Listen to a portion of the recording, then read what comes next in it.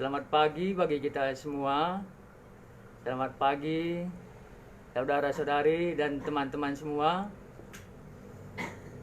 Pagi ini kita memulai saat teduh kita.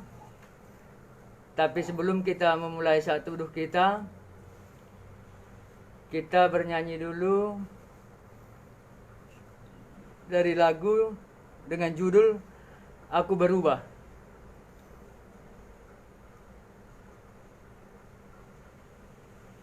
Kalau di sini nomor 25 buku teman-teman semua,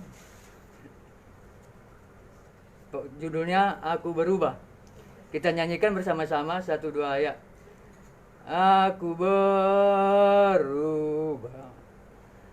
sungguh ku berubah, waktuku serahkan hatiku. Aku berubah, sungguh ku berubah, waktuku serahkan semua yang ku kasihi. Kini lenyap yang lebih baik aku dapat. Aku berubah, sungguh ku berubah, waktuku serahkan semua. Terima kasih. Kita berdoa sebelum kita merenungkan firman Tuhan kita pagi ini. Kita berdoa bersama-sama. Mari kita berdoa. Kepadamu Allah kami Tuhan Yesus, yang telah membangunkan kami pagi ini, kami bersyukur Tuhan setiap penyertaan Tuhan, sehingga kami boleh Tuhan masih menikmati ciptaan-Mu pagi ini. Kami bersyukur juga Tuhan kalau pagi ini kami langsung boleh duduk bersama-sama di hadapan-Mu untuk memuji Engkau dan mendengar firman-Mu. Sebelum kami memulai aktivitas kami pagi ini Tuhan, Engkau sendirilah yang mengajari kami ketika kami bersama-sama untuk mendengarkan firman-Mu. Terima kasih Tuhan, kalau kami mendengar firman-Mu, Roh Kudus sendirilah yang mengajari kami, supaya apa yang hendak Kau ajarkan, Engkau sampaikan kepada kami boleh mengerti dan memahaminya. Dan jikalau ada hal-hal yang tidak perlu kami tahu, Tuhan sendiri tidak perlu menyatakannya kepada kami. Terima kasih. Di dalam nama-Mu Tuhan Yesus kami sudah berdoa. Amin.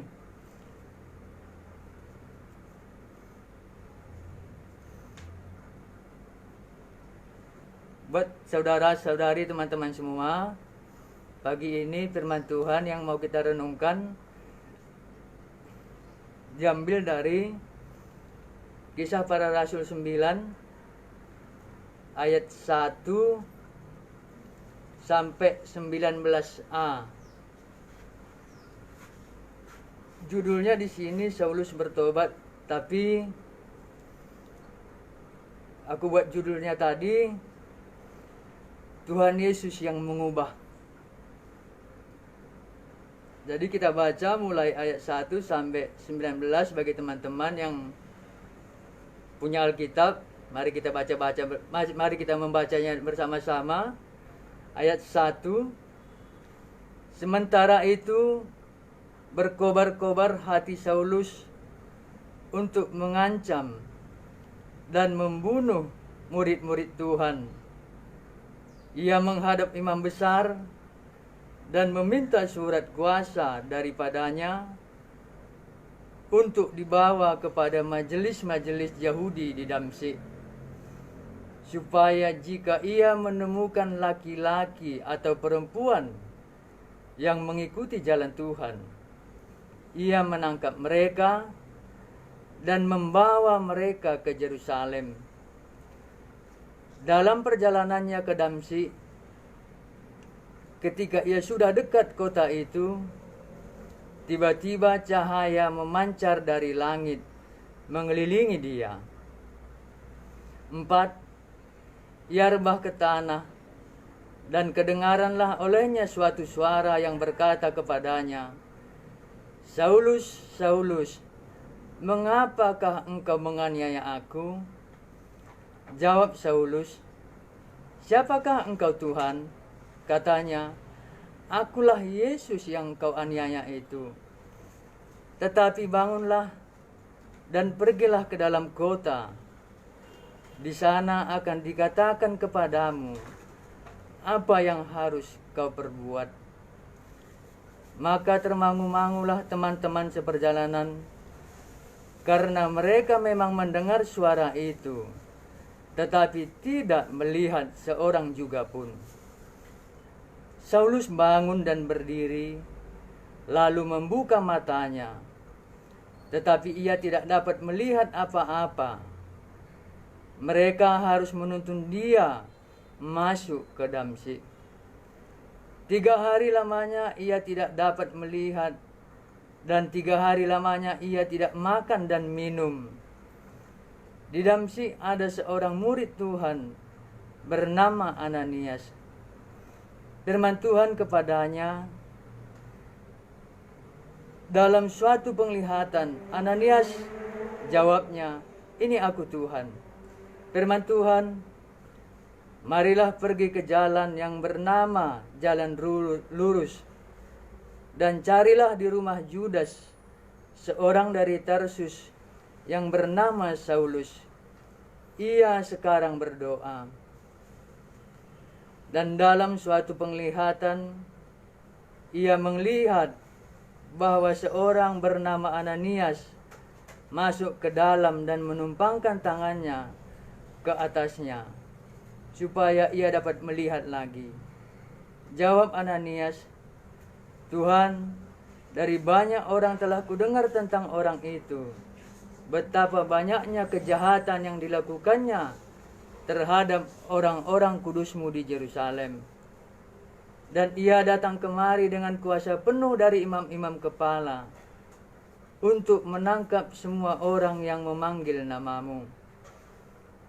Tetapi firman Tuhan kepadanya, pergilah, sebab orang ini adalah alat pilihan bagiku untuk memberitakan namaku kepada bangsa-bangsa lain serta raja-raja dan orang-orang Israel.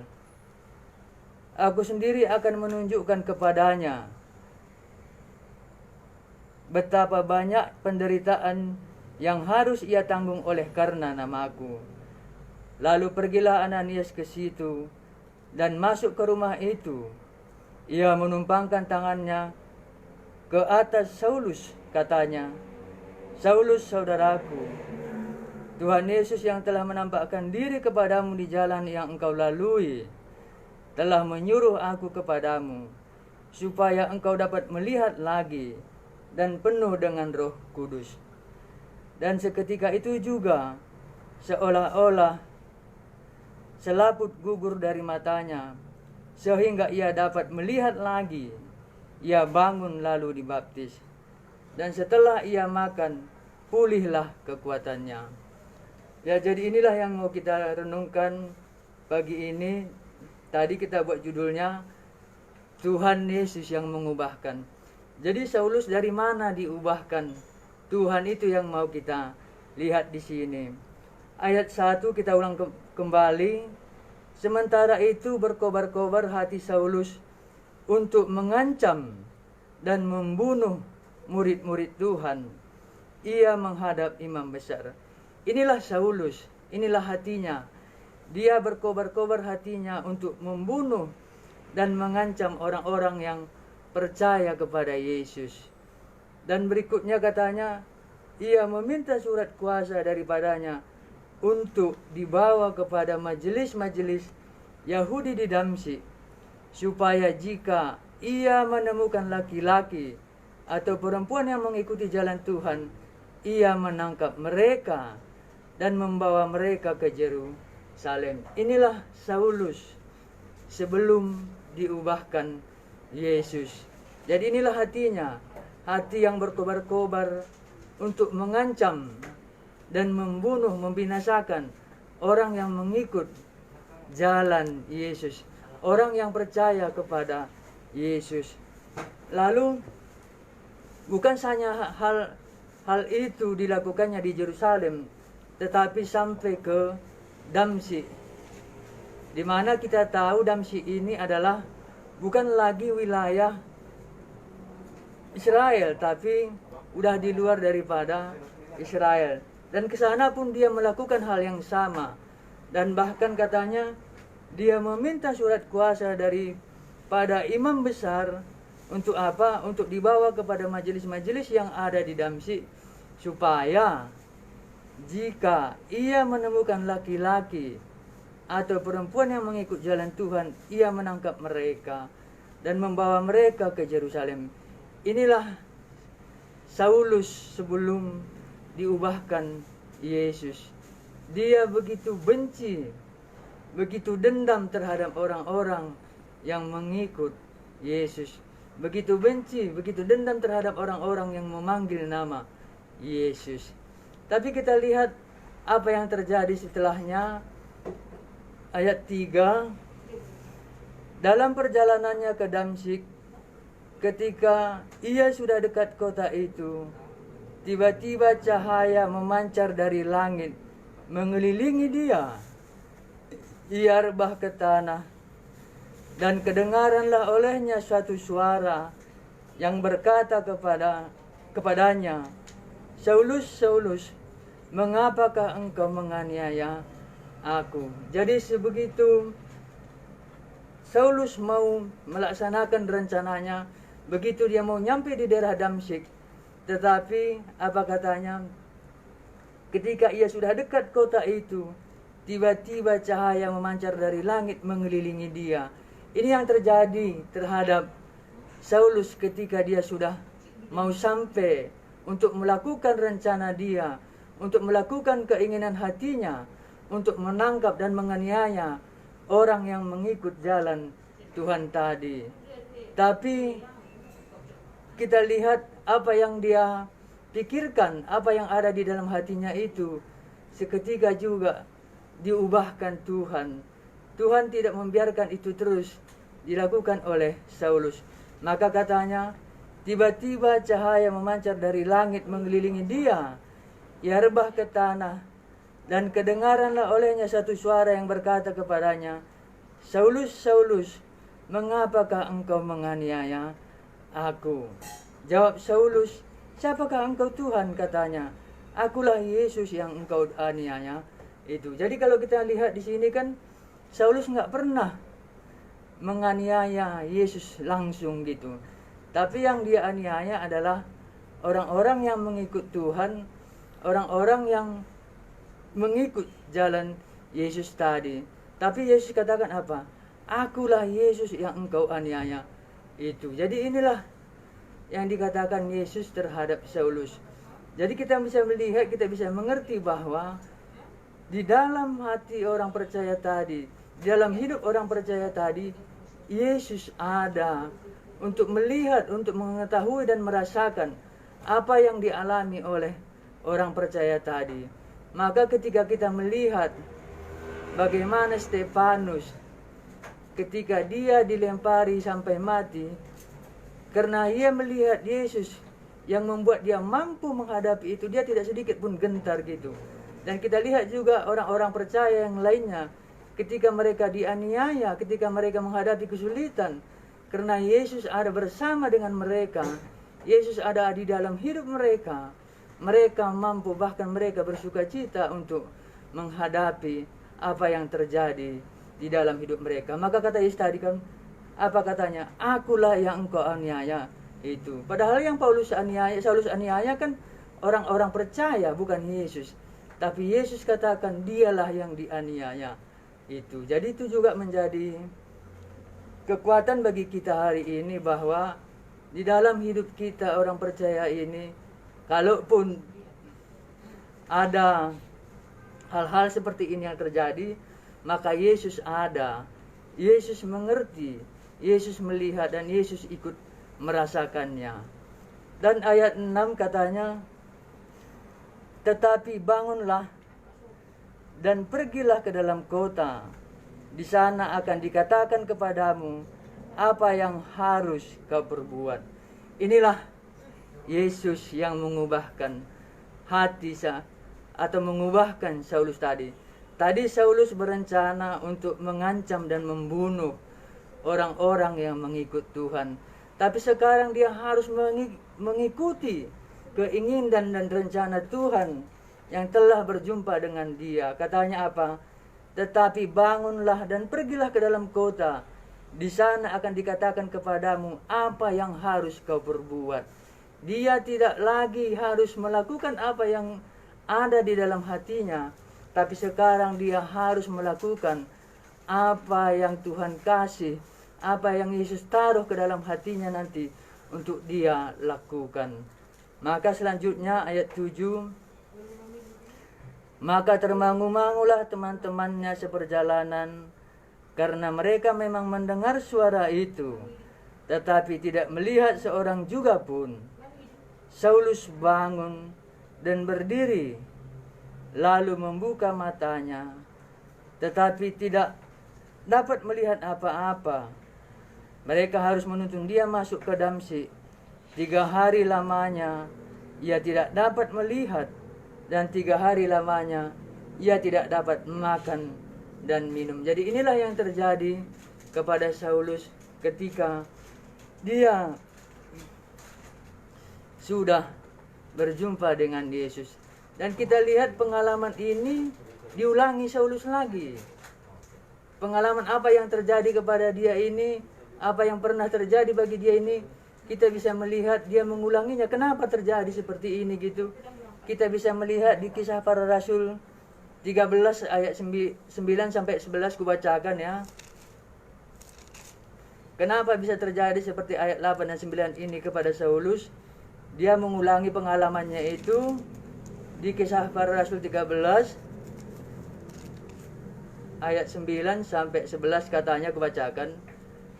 Tetapi Saulus juga disebut Paulus, yang penuh dengan Roh Kudus menatap dia dan berkata, hai anak iblis, engkau penuh dengan rupa-rupa tipu muslihat dan kejahatan.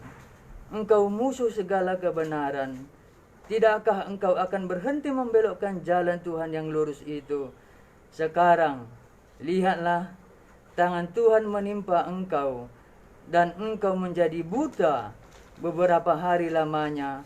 Engkau tidak dapat melihat matahari, dan seketika itu juga orang itu merasa diliputi kabut dan gelap, dan sambil meraba-raba, ia harus mencari orang untuk menuntun dia. Inilah yang terjadi kepada Saulus juga ketika dia buta di sini selama 3 hari 3 malam. Karena apa? Karena ada kuasa gelap yang mau membelokkan jalan Tuhan yang ada di dalam diri Paulus. Maka dia buta juga selama 3 hari dan 3 malam. Dan ketika dia juga berjumpa dengan Simon yang disebut dengan Elipas itu, dia mengulangi apa yang menjadi pengalamannya, mengingat apa yang terjadi kepadanya. Karena Elipas juga menghalang-halangi jalan Tuhan, maka dia mengatakan, maka butalah engkau. Terjadi hal yang sama kepada Simon yang disebut dengan Elipas tadi. Jadi ini adalah pengalaman Paulus yang diulanginya, yang terjadi kepada orang lain. Jadi dia merasakan apa yang terjadi dulu kepadanya. Karena ada kekuatan gelap, ada iblis yang mau menghalang-halangi jalan Tuhan yang ada di dalam dirinya. Ayat 11, firman Tuhan, ayat 10. Di Damsyik ada seorang murid Tuhan bernama Ananias. Firman Tuhan kepadanya dalam suatu penglihatan. Ananias, jawabnya, ini aku Tuhan. Firman Tuhan, mari pergilah ke jalan yang bernama Jalan Lurus, dan carilah di rumah Judas seorang dari Tarsus yang bernama Saulus. Ia sedang berdoa. Jadi di Damsyik tadi katanya ya, ada juga seorang murid Tuhan yang sudah lebih dahulu percaya kepada Tuhan di sana, namanya Ananias. Dan Ananias ini dijumpai Tuhan untuk dipakai menolong saudaranya yang baru ini nanti, yaitu Saulus ini. Katanya, Ananias,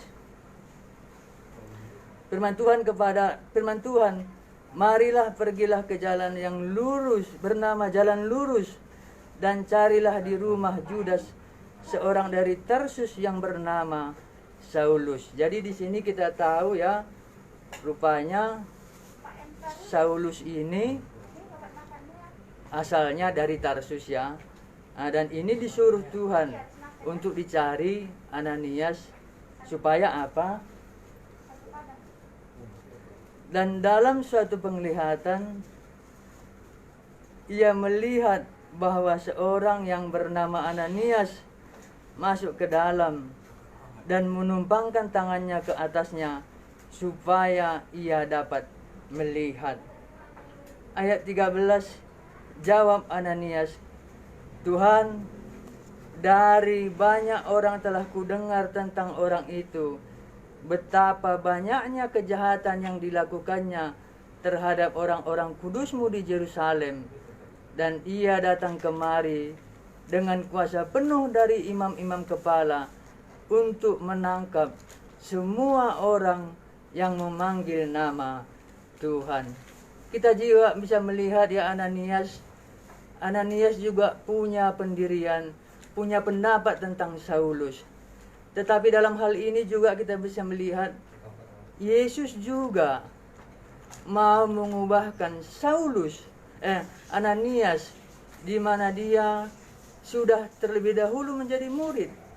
Tapi dia sebagai murid menganggap Saulus ini adalah seorang penjahat, seorang penganiaya. Itulah bagi Ananias Saulus. Tapi katanya apa? Tuhan mau mengubahkan Ananias juga dalam hal ini. Jadi kita bisa melihat bahwa rupanya orang percaya itu juga, atau murid Tuhan yang terlebih dahulu percaya itu juga, bisa juga perlu lagi masih diubahkan Tuhan. Dalam hal seperti ini contohnya kan, dia menganggap memang benar Saulus itu adalah jahat. Memang benar Saulus itu adalah penganiaya jemaat, penganiaya orang yang mengikut atau orang yang memanggil nama Tuhan. Tapi Yesus sendiri juga mau mengubahkan Ananias dari dalam hal ini. Karena apa? Karena Tuhan sendiri mau mengajari Ananias dalam hal ini. Katanya apa katanya? Jawab Ananias, Tuhan, dari banyak orang yang telah kudengar tentang orang itu, betapa banyaknya kejahatan yang dilakukannya terhadap orang-orang kudus-Mu di Yerusalem. Inilah pengenalan, inilah pengertian Ananias akan Saulus. Memang benar. Tapi apa katanya? Dan ia datang kemari dengan kuasa penuh dari imam-imam kepala untuk menangkap semua orang yang memanggil nama-Mu. Dan dia ke sini juga untuk menangkap orang yang memanggil nama-Mu, orang yang menyebut nama-Mu Tuhan Yesus katanya. Tapi Tuhan apa? Tuhan juga mau mengubahkan murid Tuhan yang terlebih dahulu tadi percaya kepadanya tadi dalam hal ini. Apa katanya? 15. Tetapi firman Tuhan kepadanya, pergilah, sebab orang ini adalah alat pilihan bagiku untuk memberitakan namaku kepada bangsa-bangsa lain, serta raja-raja dan orang-orang Israel. Pergilah, orang ini adalah alat pilihan bagiku. Tuhan sudah memilih Saulus. Jadi Ananias harus berubah, harus menerima apa yang diubahkan Yesus tadi, supaya Ananias juga sebagai orang percaya bisa menerima Saulus yang dianggapnya jahat ini tadi. Lalu ayat 16, aku sendiri akan menunjukkan kepadanya betapa banyaknya penderitaan yang harus ia tanggung oleh karena namaku. Tuhan juga mengasih tahu bahwa Saulus yang mau dipakai sebagai alat pilihannya ini akan menanggung banyak penderitaan karena nama Yesus. Lalu 17, lalu pergilah Ananias ke situ dan masuk ke rumah itu. Ia menumpangkan tangannya ke atas Saulus, katanya, Saulus, saudaraku. Apa yang kita lihat? Ananias berubah. Ananias memanggil orang yang jahat ini tadi apa? Saulus, saudaraku. Dia tidak menganggap lagi Saulus ini seperti yang dulu pendapatnya, penjahat atau penganiaya. Tapi dia sekarang memanggil orang yang jahat itu, orang yang penganiayanya itu apa? Saulus, saudaraku. Akhirnya apa? Ananias berubah. Siapa yang mengubahkan? Yang mengubahkan Ananias juga dalam hal ini adalah Yesus. Jadi kita bisa melihat dalam satu perikop ini ada dua orang yang diubah Yesus. Yang pertama, Saulus diubah dari hati yang menggebu-gebu untuk mengancam dan membunuh murid-murid Tuhan. Sekarang Tuhan mau ubah dia menjadi alat pilihan bagiku untuk memberitakan namaku kepada bangsa-bangsa lain, serta raja-raja dan orang-orang Israel. Dan aku sendiri akan menunjukkan kepadanya betapa banyaknya penderitaan yang harus ia tanggung oleh karena namaku. Dari yang membenci menjadi bencinta, bahkan yang harus memberitakannya kepada bangsa-bangsa lain, kepada raja-raja, kepada semua orang-orang Israel. Inilah Saulus. Ananias diubahkan Tuhan. Dari dia yang menganggap Saulus ini adalah penjahat, penganiaya, tapi sekarang diubahkan Tuhan dia. Dan dia memanggil Saulus ini apa? Saulus, saudaraku. Saulus berubah. Jadi dalam hal ini kita bisa melihat dua orang yang diubahkan Tuhan di dalam bacaan kita ini, di dalam renungan kita ini. Jadi rupanya yang buat kita bisa berubah adalah Yesus sendiri, Tuhan Yesus sendiri. Kalau kita berubah, mengubah diri kita, nggak bisa kita mengubah diri kita. Saulus nggak akan bisa mengubah dirinya. Dari yang menganiaya, dari pembunuh menjadi pemberita nama Tuhan, nggak bisa. Ananias juga nggak bisa dia berubah, mengubah dirinya. Dari yang menganggap Saulus orang jahat, menjadi memanggil saudaranya. Nggak bisa. Tapi bisa kita lihat, oleh karena Tuhan Yesuslah yang bisa mengubahkan mereka berdua ini. Jadi renungan kita pagi ini adalah berubah itu karena Yesus yang mengubahkan. Jadi kepada teman-teman, kita bisa melihat kalau topik kita, ingatlah penciptamu ketika masa mudamu. Kalau kita baca juga Kisah Para Rasul 7 ini ayat 58 ya, aku baca ya. Kisah Para Rasul 7 ayat 58, katanya, mereka menyeret dia keluar kota lalu melemparinya, dan saksi-saksi meletakkan jubah mereka di depan kaki seorang muda yang bernama Saulus. Saulus diubahkan Tuhan ketika dia masih muda. Jadi kalau tema kita ingatlah penciptamu ketika masa mudamu, di sini kita bisa melihat Saulus berubah ketika dia masih muda. Saulus diubahkan Tuhan, dipakai Tuhan ketika dia masih muda. Jadi kepada teman-teman semua, kalau mau kita dipakai Tuhan, masa muda inilah kita dipakai Tuhan. Dan bagaimana kita caranya bisa diubahkan? Dengan merenungkan, dengan membaca firman-Nya inilah. Dari sinilah dia berbicara kepada kita, supaya dia bisa mengubahkan kita, supaya kita mengerti apa rencananya, apa keinginannya di dalam hati kita. Terima kasih, inilah yang bisa saya sampaikan untuk pagi ini. Tuhan Yesuslah yang memberkati kita semua. Hari kita tutup dengan doa.